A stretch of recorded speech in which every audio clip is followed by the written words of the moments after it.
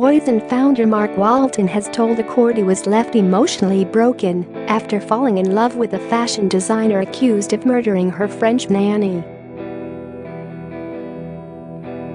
Sabrina Couider, 35, is accused of murdering Sophie Leonet, 21, and burning her body in her back garden. Couider was fixated on Mr. Walton and accused him of being a pedophile who was controlling Sophie using black magic, it was alleged. But giving evidence at the Old Bailey, Mr. Walton denied the allegations and said he had never heard of the nanny until she was killed.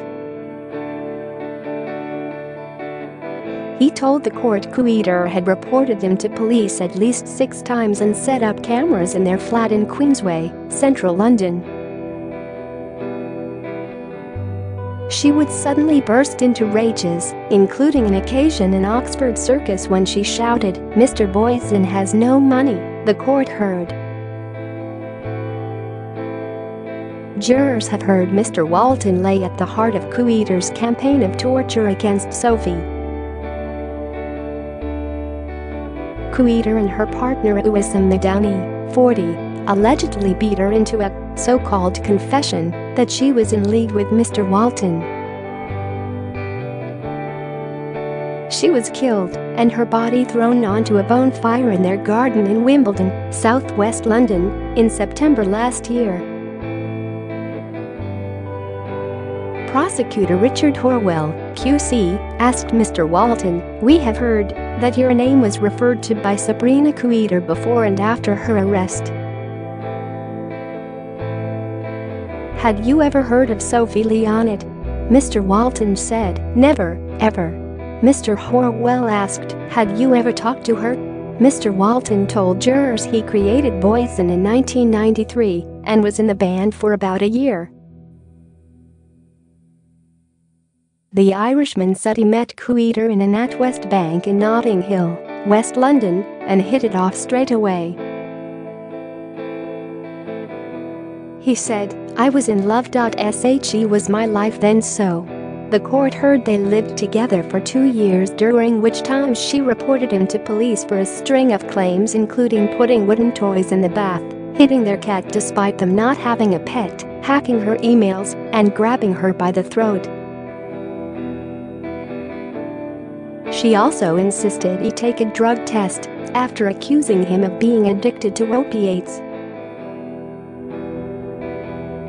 He said, "It was turbulent, probably the most turbulent relationship I had ever been in. She would go from softly spoken French accent, then she would flip, get very angry, very loud, and just not care where we were. She would just go crazy over something trivial." The court heard he had written to her saying, "I will love you until the day I die." Mr. Walton said, "I was emotionally broken, so I guess at the time I did mean that I still loved her. She would shout if I disagreed with her. She is a very intelligent woman, but she has a calculating streak." Mr. Walton said he paid for Couider's nannies, but she would fire them over accusations of stealing and of being interested in him. He said she suddenly disappeared one day and he tried to rescue the relationship by paying for her to fly to Laos. In 2013, he paid £12,800 in rent on Couider's Wimbledon flat, but stopped the financial support in February 2014, the court heard.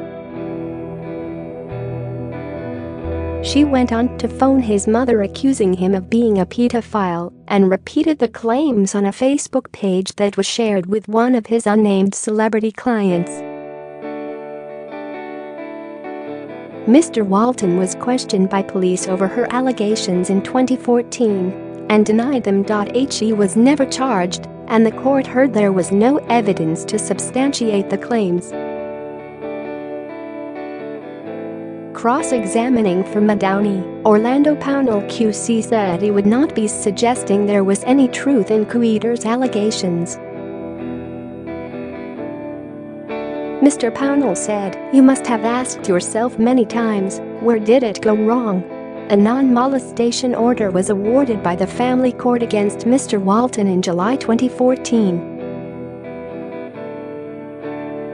While he was giving evidence, Queeder muttered and murmured to herself in the dock with her head bowed.